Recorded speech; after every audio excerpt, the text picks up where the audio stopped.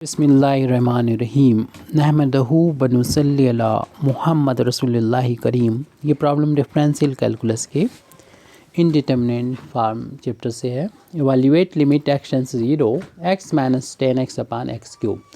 तो इस प्रॉब्लम को सॉल्व करने के लिए सबसे पहले तो हमें अपनी प्रॉब्लम को इसको लिखना है।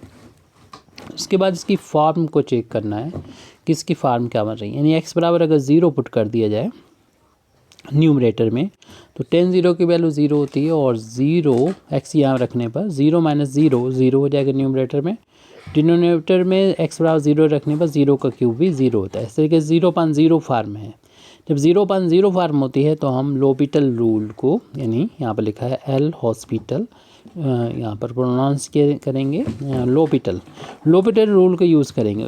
लोपिटल रूल ये होता है कि आपके फार्म 0.0 या इन्फिनिटी अपन इन्फिनिटी बन रही है तो न्यूमरेटर को भी जो भी है वेरिएबल उसके रिस्पेक्ट में डिफ्रेंसीशन करेंगे और डिनोमिनेटर को भी उसी के रिस्पेक्ट में डिफ्रेंसीशन करेंगे। यानी हम न्यूमरेटर को डिफ्रेंसीशन x के रिस्पेक्ट में करेंगे, x का x के रिस्पेक्ट में डिफ्रेंसीशन 1 होता है और 10 का डिफ्रेंसीशन जो होता है वो सेक स्क्वायर x होता है। ऐसे डिनोमिनेटर को डिफ्रेंसीशन करेंगे, x क्यूब को करेंगे तो पावर आगे जाएगी, जितनी भी पावर होती है उसमें से एक कम हो जाता है, यानी 3 था तो 2 आ गया।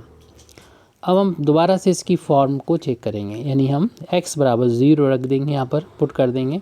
सेक 0 की वैल्यू 1 होती है और 1 का स्क्वायर 1 होता है। 1 में से 1 माइनस करेंगे तो न्यूमरेटर में 0 आ गया।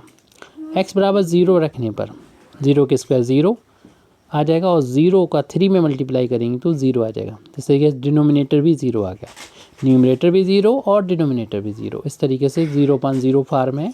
तो अगेन हम एल हॉस्पिटल यानी लोपिटल रूल का यूज़ करेंगे, यानी हम न्यूमरेटर को भी x के रिस्पेक्ट में डिफ्रेंशिएट करेंगे और डिनोमिनेटर को। तो पहले हम न्यूमरेटर को करेंगे तो 1 का डिफ्रेंशिएशन करेंगे तो 0 हो जाएगा। माइनस का साइन अप्लाई किया और सेक स्क्वायर का डिफ्रेंशिएशन, इसको सेक एक्स को x मानते हुए एक्स स्क्वायर यानी सेक स्क्वायर है तो एक्स स्क्वायर मानते हुए इसका डिफ्रेंशिएशन क्या होगा, पावर जो 2 है वो आगे मल्टीप्लाई कर जाएगी और जितनी पावर है उसमें से एक माइनस हो जाएगी, यानी ये 2x आ जाएगा।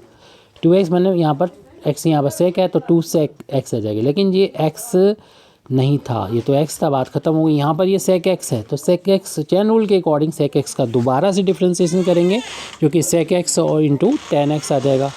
उसके बाद डिनोमिनेटर का जब डिफ्रेंशिएशन करेंगे तो यहाँ पर 3 इंटू में कांस्टेंट है बाहर ले लेंगे और एक्स स्क्वायर का डिफ्रेंशिएशन करेंगे तो पावर आगे जाएगी 2 और x की 2x का तो अभी हमने करके दिखा दिया तो यहाँ लिख दिया।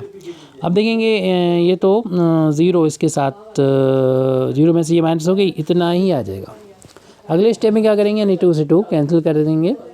हालांकि माइनस या प्लस हो तो कैंसिल नहीं कर सकते ऐसे, लेकिन आपको मालूम है ये तो 0 कोई काम का नहीं रहेगा।